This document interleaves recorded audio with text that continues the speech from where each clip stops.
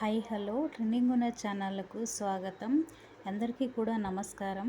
ఈరోజైతే మనము కుమార శతకంలోని 45వ పద్యాన్ని మీ అందరికీ కూడా వినిపించాలని ఒక చిన్న వీడియో ద్వారా ముందుకు వచ్చేసాను ఫ్రెండ్స్. మీరందరూ కూడా వినడానికి చూడడానికి సిద్ధంగా ఉన్నారా? మరి మొదలెడదామా? పెద్దలు మెచ్చే పనులు చేయమనొచ్చు మనకు పద్యం అయితే ఇక్కడ ఇచ్చారండి. కనులు విని సమ్మతింపని పనులకు జొరబడక పొగడు పనులను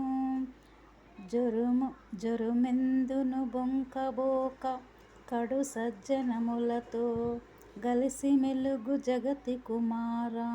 ఈ విధంగా అయితే మనకు పద్యం చెప్పబడింది.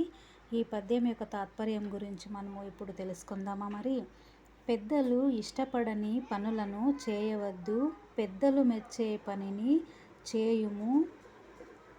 ఎక్కడైనను ఎప్పుడైనను అబద్ధములు చెప్పక మంచి వారితో స్నేహమును చేయుము, అప్పుడు నిన్ను అందరూ అభిమానింతురు అని తాత్పర్యము. ఓకేనా ఫ్రెండ్స్, మీరందరూ కూడా ఎంతో శ్రద్ధగా విన్నందుకు మీకు కృతజ్ఞత.